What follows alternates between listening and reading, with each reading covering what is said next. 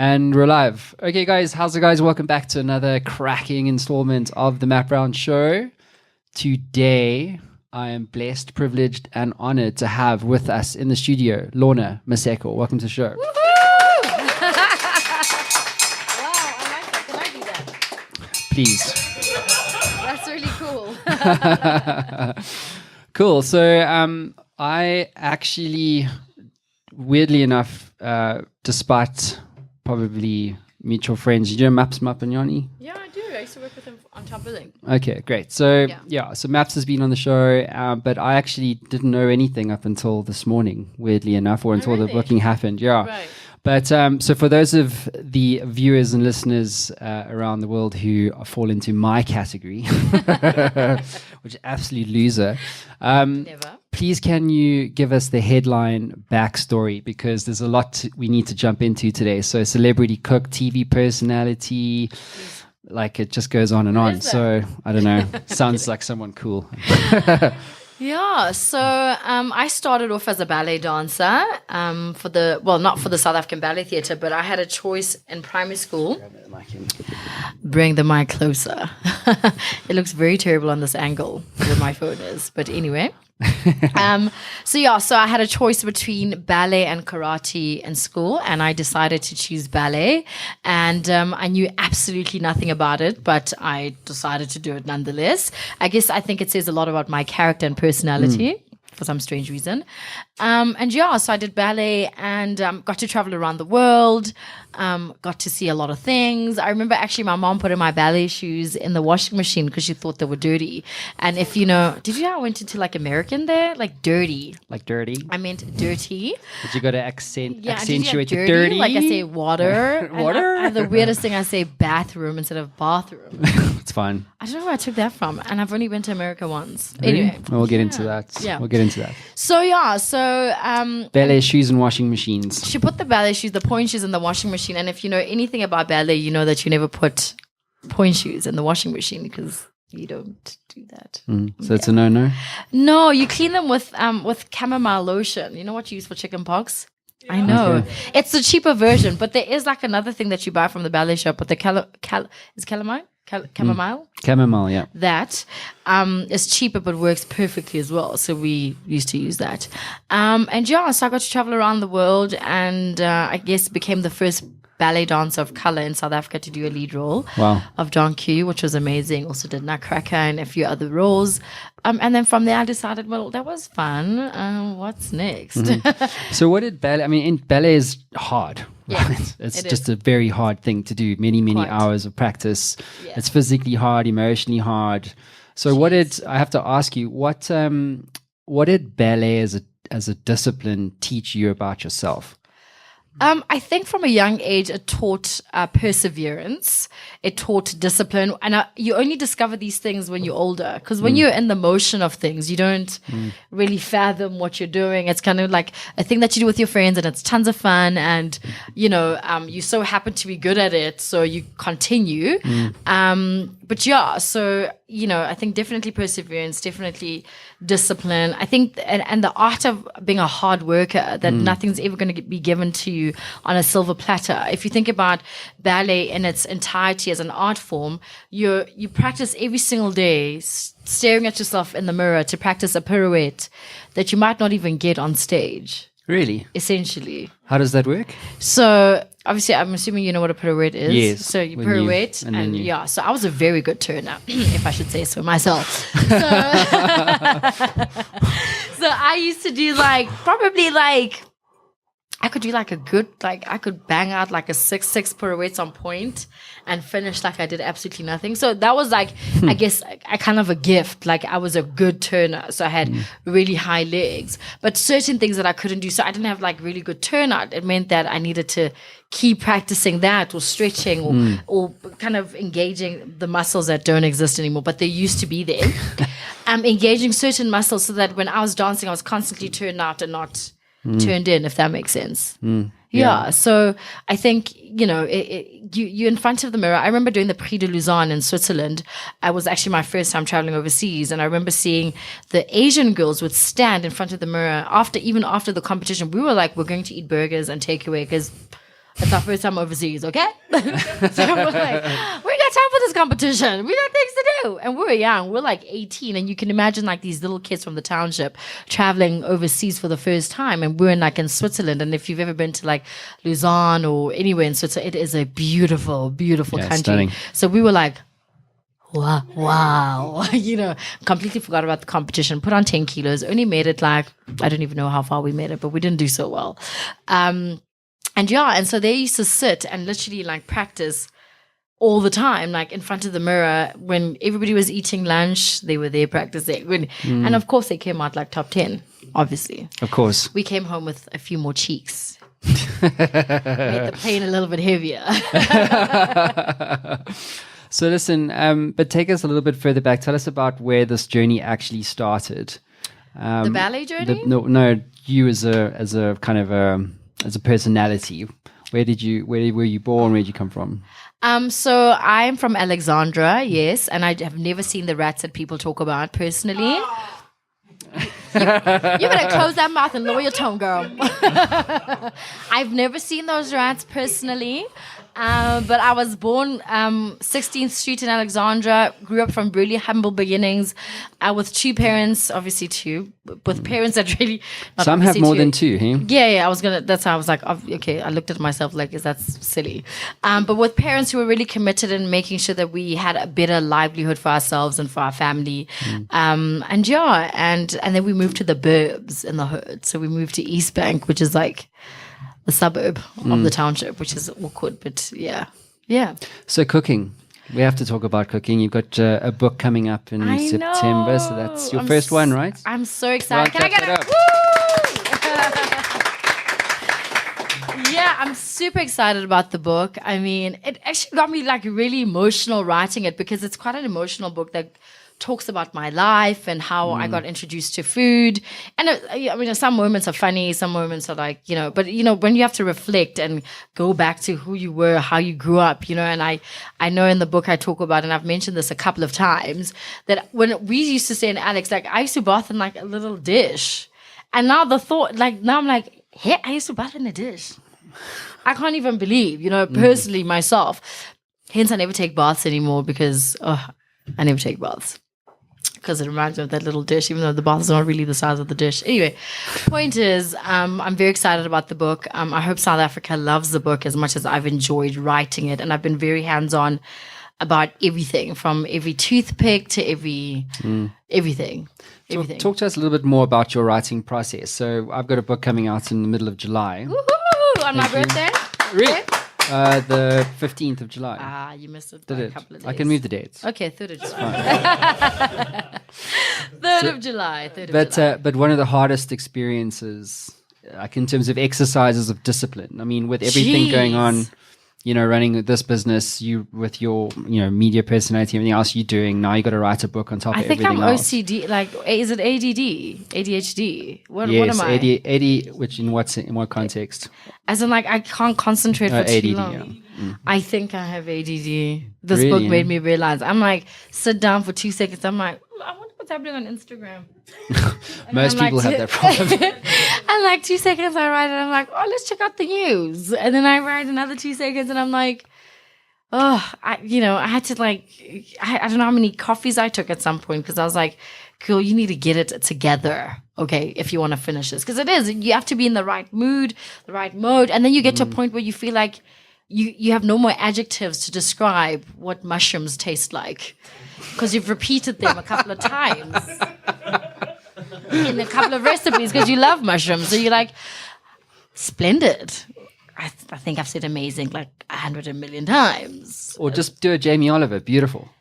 Beautiful mushrooms, beautiful. Yeah, but in the book I can't say beautiful. I can't spell beautiful and go BAUUUUT. I can't. But on television, and I guess on a podcast or something, you go beautiful, beautiful, beautiful, beautiful. Beautiful. It sounds a lot different to writing a book. So yeah. But and conceptually for the book, though, was it quite easy to land on an idea for it? Because just not knowing your space intimately like you do. But cooking books, there's loads of them. So how does one apply a point of difference to something like that? You know, I'm so lucky to have like some really cool chef friends. And one of them is Dennis Prescott. You should check out his Instagram page. Give a shout out to Canada, Vancouver. And he was like, thank you. And he was like, you know what? There's so many cookbooks. Try and make this one special. It's your first one. No one really maybe knows your life story. And so put that in. And I was like, yeah, actually, that's what I should do. Because, you know, you don't want something that's similar to everybody else. You want it to have your own flair. Food is fun because, you know, you get to travel around. I travel quite a bit sometimes, and then I get to eat some amazing food from different places. And so, you know, to find things that you enjoy is easy to jot down for the first, I would say, 30 recipes. And the publisher wanted 100. Whoa. And then you're like, right. I mean, then you start having to dig. Then you have to start doing some, like, testing some recipes and trying out some different things, and, you know, really pushing your palate, you know, and trying things that you wouldn't ordinarily like, but because you want to kind of open your palate to different things, you try it. I don't know if it's the same with like everything else. Yeah. Because you like, I love trying new food because I feel like it like allows my palate to discover new things that it never knew. Expressions as well, I guess. Right? I don't know about expressions, but it makes like my palate like jumps and it gets excited, and it's a vibe. What inspires you when it comes to food? A lot of things inspire me. I think people inspire me. I love kind of like those stories of people that took themselves from nothing to something. I mean, I'm going to use Cardi B. It's probably maybe a bad example, but I love that kind of story. Like, I love people that go against the grain. I love people that, you know, do it despite when people said you were never going to do it. Those stories like truly, truly inspire me. I love a Steve Jobs story where he got fired from the very company that then took him back. You know what I mean? Like, that kind of stuff like makes, I almost said my tits stand, but So like the Tiger Woods, the Tiger Woods story. Oh my gosh. I was like, oh, Tiger! Oh, no, that was I'm insane. going to go back and try play golf again. What a legend. What a legend. And I love stuff like that because, you know, I think he also watched those interviews with everybody saying to him, oh, his career's over. Oh, he's never going to make it. Oh, and then he was like, well, who's sipping on tea now? He was legit, eh? No, absolutely. I love those kinds of stories. I think they're so inspiring. They have depth in them. Those people have something to say. They have a story to tell. I love a Caster Semenya story. What, speaking of Caster, what's your view on what's going down at the moment? I mean, it's all over social media. I saw an ad with Discovery, you know, getting behind her as well. Nike's done something, of course. Yeah. You know, I saw something that said, what was it? I saw something that said, the world will celebrate the first woman, or I can't remember. I think it was like a Caitlyn Jenner type situation, and they won't support Caster, and it just didn't make sense to me, you know. And I just think it's unfair. Like, you know, I sat down to actually, before I even like posted, you know, I posted a picture of her on my Instagram because I was like, you know, salute. You know, I personally am behind you. I thought about it. I was like, why are you behind her? And I thought, I would hate to wake up and somebody's telling me I'm something that I'm not. When I've grown up knowing that I was something that I am. You know what I mean? And I don't think anyone deserves that. And I think people like that, her story will be written in the history books. And I think we need to celebrate people like that right now because, you know, it's the same thing about voting. You know, the fact that some people didn't vote, I find it absolutely just like appalling, you know, to think about how many people fought, you know, for you to just put that cross on whatever party you decided to vote for, you know, and people, you know, I don't want to take things like that lightly. With that being said, there are probably things in my life that people look at and go, oh, you should have done that.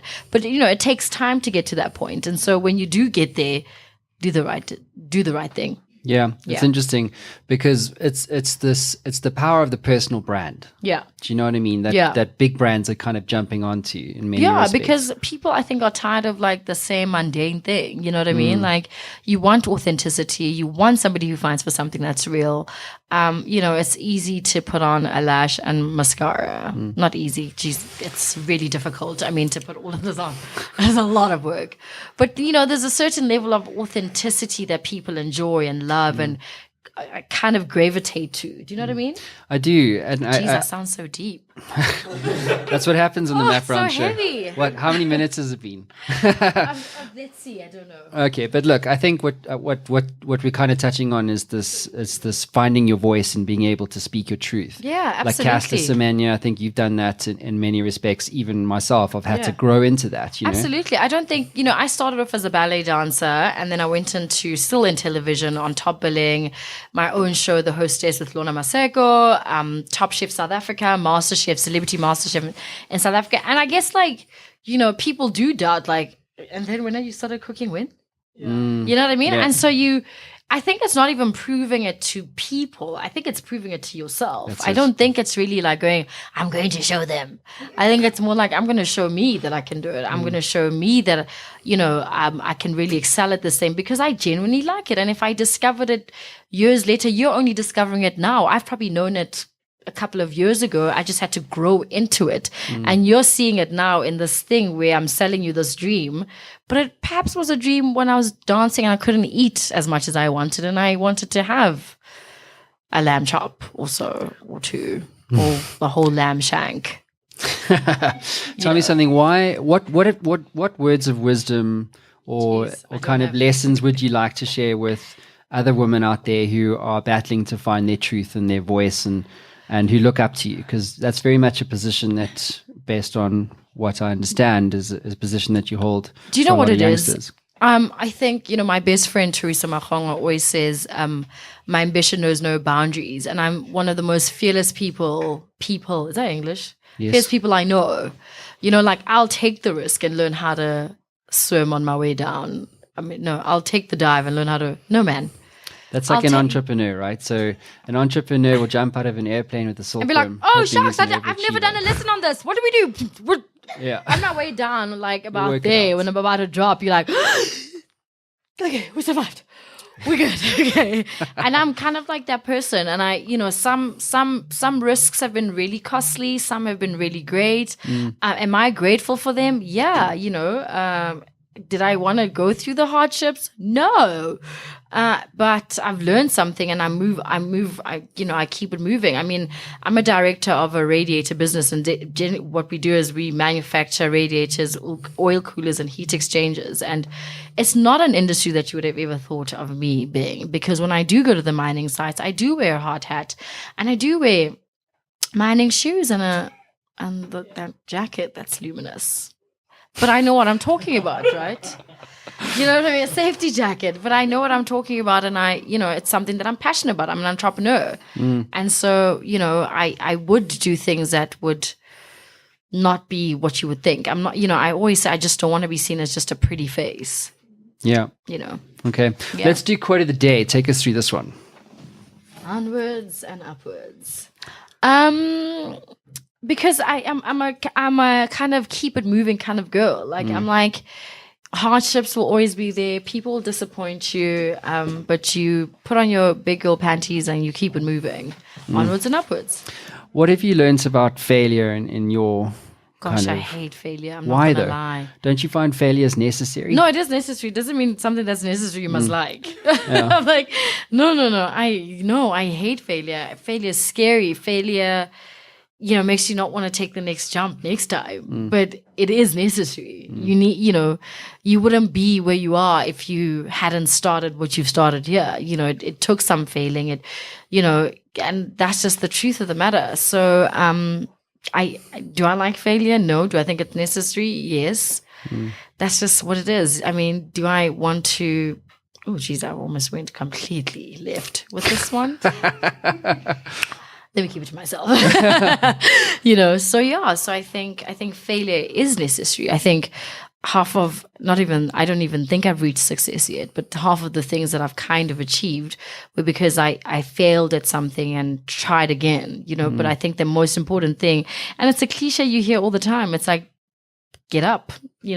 I remember starting out as an entrepreneur and not having really worked, but getting up and taking a shower and just looking at a computer, hoping something will happen. You know what I mean? And it's those little actions. They're so small and they're so meaningless at the time, but they're so valuable when you look back and you go, thank goodness I got up. Thank goodness I pretended to do something. You know what I mean? Sent a couple of emails, which half of them wouldn't probably be answered. What does success look like to you? What should success mean to the aspiring young entrepreneur today? Oh, that's so hard because it's so different and it's so relative. You know, I think for me, success is peace. And you can't buy peace. You can't, right? Even if you were stressed and you went to the Maldives, there's no peace there. Really? As much as beautiful as it is. Do you know what I mean? I just think peace is, I think success is just being at, because, the world is so crazy. And I think, I don't know, I'm telling you this now, maybe tomorrow might change, it might be something else. Inner peace. Or inner peace, comfortable with no, being comfortable with oneself? Inner peace. Being completely happy with the decisions you've made. When you go to bed at night, that you were the best that you could have been today, or to people. You know what I mean? I could say, having this car or going to this country, but I was going to say that's inevitable. You know what I mean? I think it's the other things that you need to dig deep for, I think, that money can't buy. Yeah. And it makes it easier. Let's not lie. But I think there's certain things that money can't buy. It's an interesting point of discussion. But with that said, I'm an entrepreneur. So no, absolutely. Yeah. It's just like we got this thing going live on Instagram. I know. Does anyone have questions? I mean, we went from like 159 to 89. I'm at that point. No, but it's interesting. Let me just say sorry. Yeah, go ahead. We're on live. If you guys have any questions, please do shout, and I will try and answer them as best as possible. Yeah, I'm changing my hair. So, but it's interesting because I find a lot of this young aspiring people on Instagram, for instance, it's about how many likes I get on my content or my last photo, like these Instagram models and stuff like that. But it's not real. I mean, it's not exactly the kind of success that I imagine you would hope others to aspire to. Shame. Katalia says she loves me. I love you too. What are you most afraid of, Lorna? What advice would you give to someone trying to start a business? Okay, I'll get to those just now. I think with smart thinking, you can, and people have turned things like social media into a job. Do you know what I mean? Mm-hmm. If you're just, I guess, trying to get likes, I mean, that's you. That's cool, fam. Like, if it works for you, keep doing that. Do you know what I mean? But like, for some of us, it is a platform that you use as a job. It's work. Do you know what I mean? I sometimes create content not because I'm getting paid for it, but because I realize the importance of my social media platform. And what I choose to share is not necessarily my entire life. It's what I'm choosing to show you. And what I'm choosing to show you could be as small as that compared to all of this beautiful, I don't know, what's this thing called? AstroTurf, as opposed to this entire AstroTurf thing. I think you can use it, but I think it can get very depressing as well. I think sometimes you need to shut things like that down and switch it off, and live without it. Go on a little sabbatical, even if it's an hour. Sounds like a lot. It is. It does sound like a lot. What did that person ask me? She said, what advice do you have for someone wanting to start a business? Do you know what? I would say research online. Like, I sit on my phone, and now on the phone you could do so much stuff. And literally, like, Google stuff, research, look at what people are doing. And there's nothing that will beat you from doing that groundwork, because it's like saying, okay, I'm a young person, I want to start a business in, give me something, somebody. Retail. Sure. I would say I was pharmaceuticals.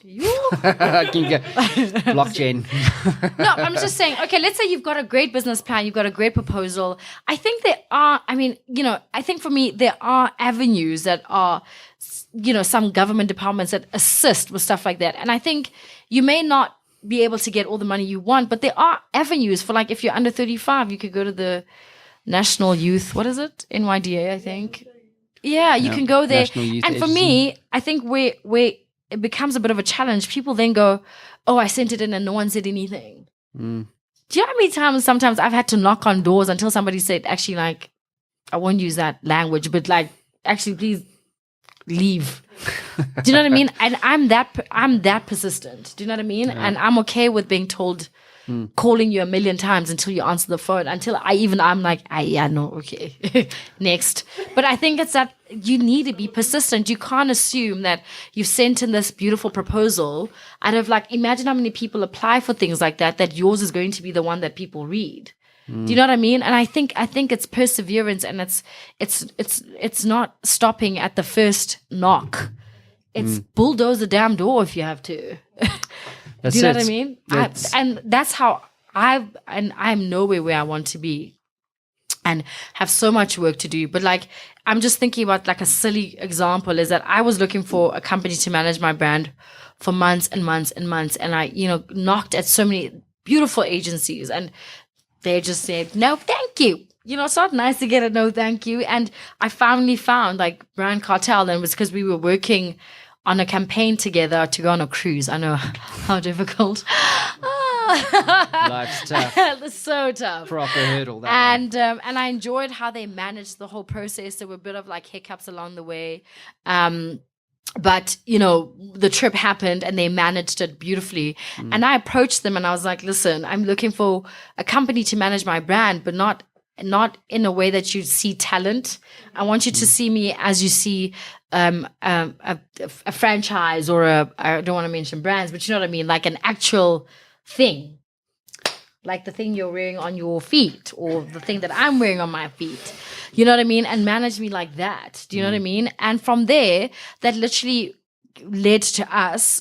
They have a sister company called Embassy Marketing Agency, and now we're business partners. Do you know what I mean? But that came from doing something together. That not even just together, that came from me asking and knocking at different doors until I landed at something that worked. It's kind of, do you believe in no, I'm going to be fancy now, but deterministic universe? In other words, those are very upper words. But to dumb it down, but basically it's kind of like saying, well, if you knocked on those 10 doors, right, and the 9 that said no, it was an event, it was necessary to find the one. Absolutely. That was open, right? I'm not sure if my facts are correct, but didn't Walt Disney knock at like 300 and something banks and denied all of them, and he never even got to see Disney World? Seriously? I believe so. Story. Yeah, Is I've that heard true? that. Yeah. Imagine him in his grave right now. Can you imagine?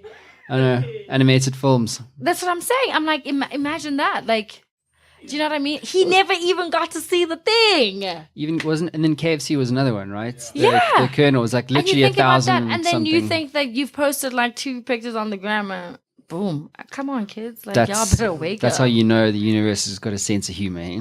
Quite. A big like, one as well. Put you through all of that, and then you get one deal, but you don't get to see the vision. And I think a lot of the time it's about you driving that vision. You know, I think a lot of the stuff that I do is because I'm on the ground trying to figure out, like, okay, in the food space, what are people doing? Oh, in marketing companies, where are companies lacking this? You've got to do that work. Like, you can't haphazardly like think you're gonna arrive at a thing. Like, it's not going to fall in your lap, right? I wish it was like that, but it isn't. And it's I'm going to say, as far as it's not even submitting your CV and thinking somebody's going to say, oh, you must come work at my company.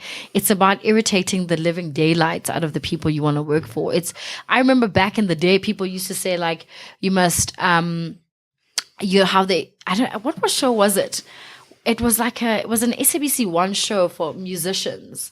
And they used to, like, back then, like, they used to stand at the SABC, like, waiting for somebody to pass so that you could give them their album so that they could hear your music in the hope that they would play it. I'm like, you need more of that, you know? Hunger. That's the word up top. That's the word. Hunger, drive, whatever. You know what I mean? You need that. You can't just, unfortunately, I wish I could say, buy your Instagram followers, take a couple of pictures, boom, tomorrow a client's going to call you and say, do this. I wish I could honestly say it, because I wouldn't be sitting, I'd be taking pictures as we're speaking, even though there is somebody taking pictures randomly. Maverick. Let's see what we've got any more questions there? What advice did you get in the past and you feel played an important part in your life that you think you had not followed, it couldn't have gone sour. Rupee MT. Q, can you get those questions on your computer? I would say I had a business and a restaurant, and I went and asked different mentors, like not even mentors, just people that I respected in business, and all of them said, "Don't do it." And what did Lorna do? You did it anyway. She did it, and what did it cost me? Almost everything. So, I think you sometimes just take the advice. And I think if anything, that has taught me that if I ever go through another thing like that, or if I'm about to go into a business venture, I need to ask like a million people. Also because I call myself a street entrepreneur. I don't have a degree. When I say I don't have a degree, it's the best kind. No, I went to varsity for not varsity. I registered with UNISA and I finished 2.5 years. In the last third year, I was like, I can't. I'm forcing this thing. Not forcing I was literally saying forcing, but I meant forcing this thing. And I just was like, I'm a trial and error kind of person. I mean, I even went to chef school for like 2 months, and I was like, no. I don't want to know if the French, I don't know, started a beauvoir or whatever. So, but it's actually to your advantage in many respects, because at least what's coming out of the States and Silicon Valley and stuff like that is that they would much rather hire or back an entrepreneur as a VC if he doesn't have an MBA. Really? Yeah, because today it's like, well, how relevant is an MBA actually? Do you know what I mean? Yeah, I know Especially tons of people, even with family, that have multiple degrees but don't have work. Exactly. Multiple. And expecting the JOB to come, which is frustrating. I know lots of people with MBAs that don't have work. Yeah. I know people that look after their families that don't have degrees, but are the ones looking after their families. It's nuts. But I've discovered something quite interesting. It's called triangulation. So if you want to start a business, it's kind of like what you did. I'm using another word to describe it. But what you're trying to do is to get to the truth. Should I do this thing or not? Right. What decision should I make as it relates to this opportunity? Right. And so if you ask 3 people, you come up with an idea in your mind. I'm thinking this, and you test it with 3 people. Invariably, let's just say 2 out of the 3 people say that's a great idea. Then you know that it's probably a good idea and you should do it.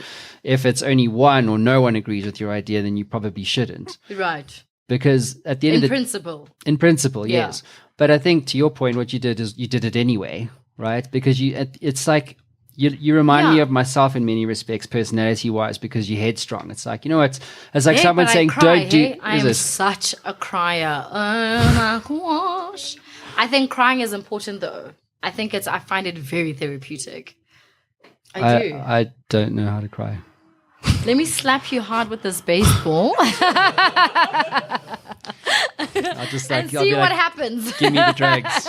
Mine crying. I am headstrong, but I'm also like, I think also it's about surrounding yourself with people that have similar values. I think it's surrounding yourself with people that support you. It's about surrounding yourself with people that do better than you. And so, I mean, it's like these silly things that people say, like fake it till you make it, or, surround yourself with, look at your circle, and in 5 years, that stuff is true. It is true.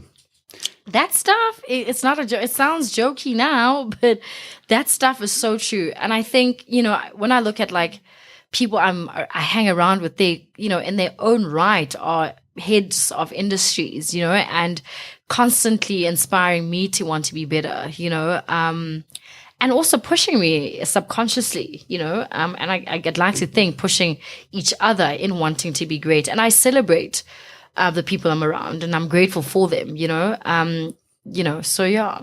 Who's most influential in your life at the moment?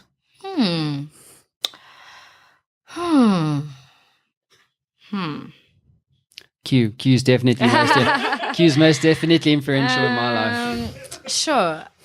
Speaks for me. I find that very hard to answer. I'll tell you why. Because, people say, oh, who do you look up to, or who's your mentor, or who do you think, I think there's not one person that I could say, oh, this person encapsulates everything that I want to be. No, not at all. Like I could give you a list of people, and they diverse and they're different in their own right. What Cardi B's been able to do, and I may not necessarily be, a complete like her fan. I love her music, some of it. I love those kinds of stories. I love Chrissy Teigen's story. Like, I love that she's a TV host. She's married to John Legend, and yet has her own career, has 2 cookbooks, if I'm not mistaken, hosts TV show, has built her own brand within that. I guess I'm talking about food people because obviously I'm in that deep within this cookbook at the moment. I look at Aisha Curry and I'm like, she's married to Steve Curry, okay, who's like massive, and yet she's been able to open her own restaurant, have a cookware range, have cookbooks as well, have a cooking show and stuff like that. For me, I'm like, that's what I want. I love a Steve Jobs kind of story.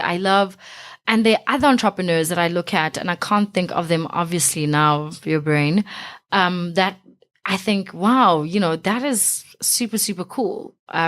There's something about you that I absolutely love that I want to take with me, If I think about Dennis Prescott as well, I mean, I'm mentioning him because as I said, I'm deep within the food space, but he was also in a band in Vancouver, didn't do so well, was almost homeless, decided to teach himself how to loved cook or enjoyed it somewhat, and decided to teach himself through Jamie Oliver videos and whatever. Now he's got like a show, he's got a banging YouTube channel, he's followed by some big American stars, he's a food blogger, an author, and he's now global. Do you know what I mean? And so and I look at that and I go, oh, I love that. I once went down, he probably doesn't know, went down all the way to his Instagram page to his first post, and I was like, you? Wow. And I was like, and I love stories like that, and I think those stories resonate with people that have dreams or aspirations to be something in life. Yeah. Speaking of aspirations, we're going to play a new game here. It's called the 3-question game. I'm going to hand over the show to Quincy and then Trevor. Right. So come, Quincy. Your goal here is to ask 3 insightful questions. And whoever asks the 3 best questions will win a nice hamburger at the end of the day. A hamburger? Like any questions. Anything you want. Insightful. Insightful. How so? So first introduce yourself. Oh, hi everyone. I'm Quincy. Right. How you guys doing? Oh. Hi Lorna. How are you? Hey, how's it? I'm good. Yeah. Yeah. Are you nervous? I'm starstruck. I literally don't have any questions.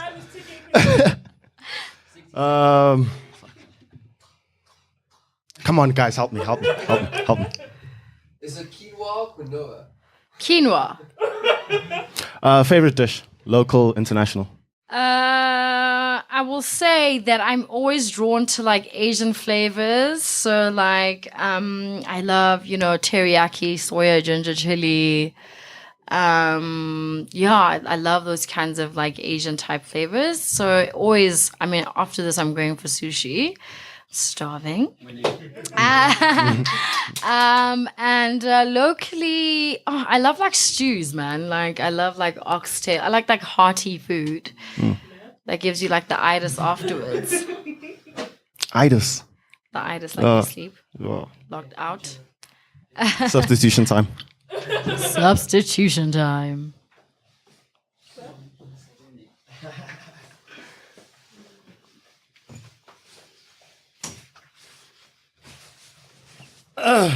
Alrighty. Yeah. This seems very, very comfortable. How you doing, darling? I'm very. Ooh, okay. I'm good. How are you? Yeah, I'm fantastic. What's happening, guys? Name's Trevor. Your Rever Uncle Trevor.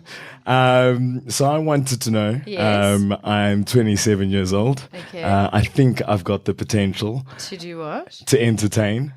And Okay. yeah. So I would ask you, Okay. what's your number one piece of advice to get me where you are and not possibly even greater? I'm joking. But No, yes. be greater. No, be greater. I would say I mean, firstly, where do you want to go? Where radio?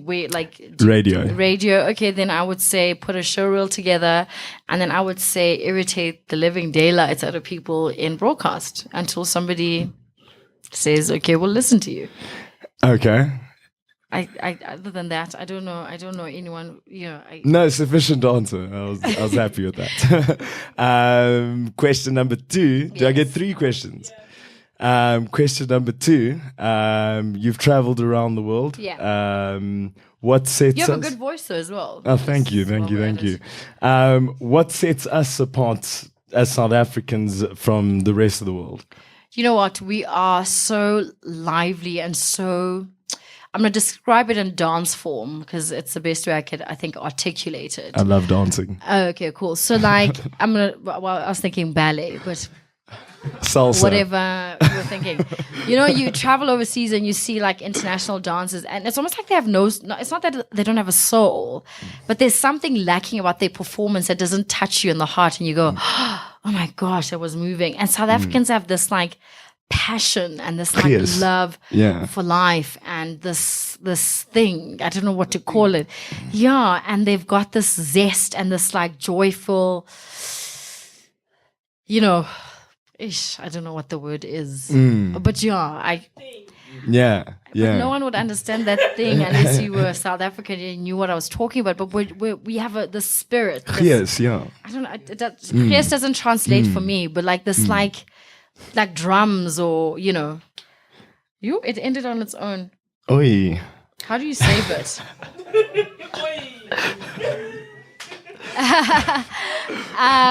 And so I think we have this like spirit and this love for life, and despite the challenges we'll still celebrate, and we'll still that you don't find anywhere else in the world. It's like weird. It's like if I think like, I don't know if I should use a church, for example, but like I went to this church in London and they were like, and you come to South Africa like, yeah, woo. Sorry. Sorry. That here's who we're talking about. And so I was like, why isn't anyone clapping hands, ululating here or something? You know what I mean? Or dancing, people can be like, and you come to South Africa, we're like, yes. And across cultures, not just like I would say, black people, it's like across cultures, people just have this, you see it when you watch a rugby game, you see it when you watch a soccer game, there's this like passion that our people have that is so beautiful that I promise you, like people used to say, oh, South Africans are the friendliest. I don't even think friendly is the word to describe it for me personally. We just have this beautiful, joyful spirit about us that you don't find anywhere else. For sure. One more question. Yeah. And where would you like to see yourself 10 years from now? 10 years from now, I would say I'm a director of a couple of companies, sitting on a couple of boards, a stable, not where I'd like to see it is it's a plan, with an international cooking career. Another cookbook, a family, and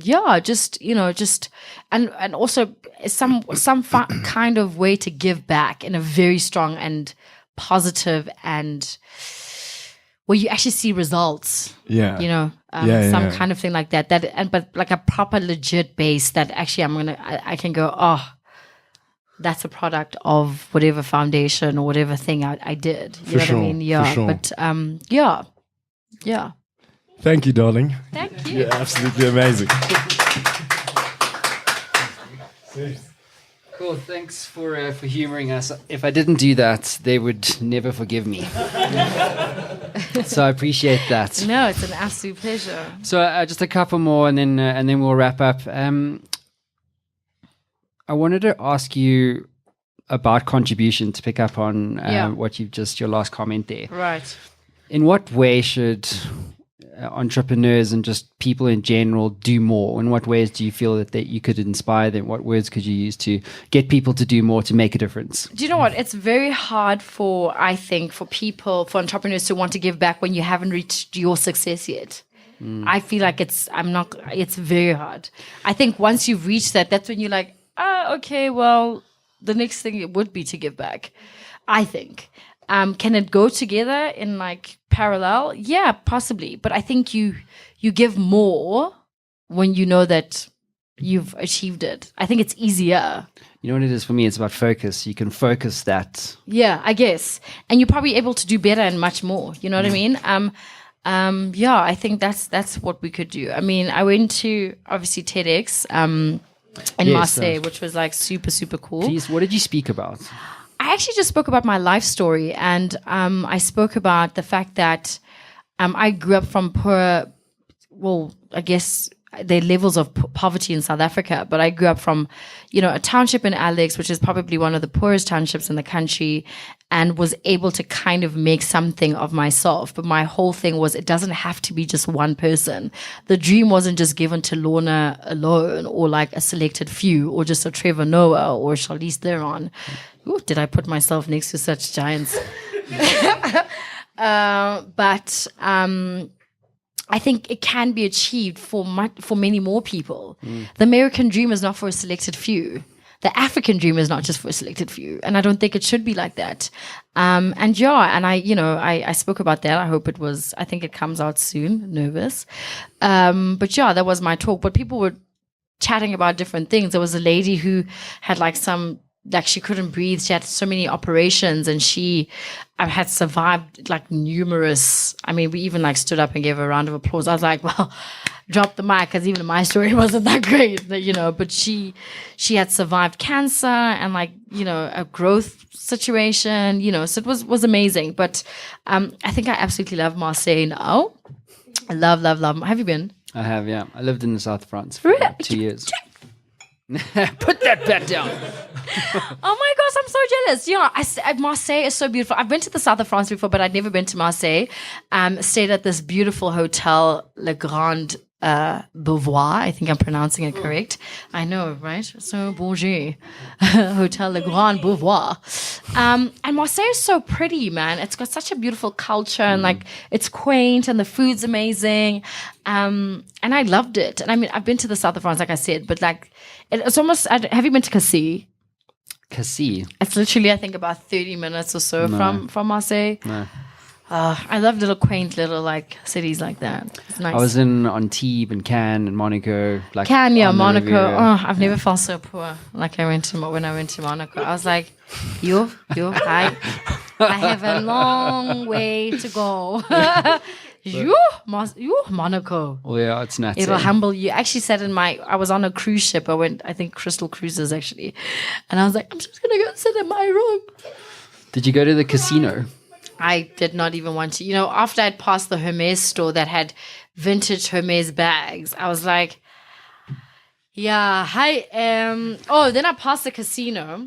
Then after passing the casino, I went straight back to the sea, sat in my room, ordered a G&T, and watched the news. I was rather humbled, to say the least.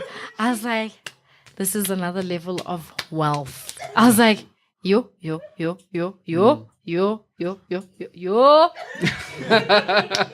was like, wow. Monaco Monaco will, even if you thought you were pretty, you're like,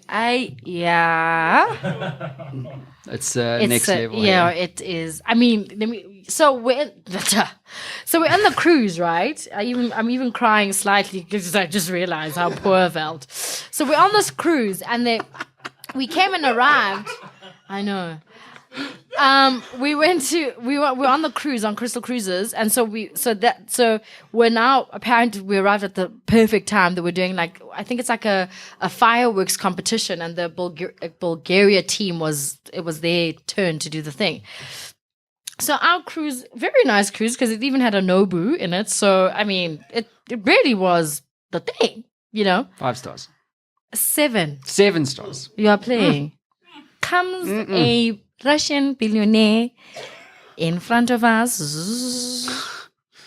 and with about 10 people, by the way. And I can't remember what it's written. You have never seen. I was like, that is the size of our cruise. Firstly. Secondly, you are blocking us, so we can't even see what is happening. So we can't even see the fireworks. as the fireworks get to like that crescendo, that like, he's like, it's like, bye. He leaves. We're like, wow. So you did that so that when the cameras took pictures, your crews would come at the right time when the fireworks were at their like, crescendo. So you'd have the perfect pictures. And I was like, that is next level, kids. Watch and learn. It's legit. I went back home and I sat down and put down different goals.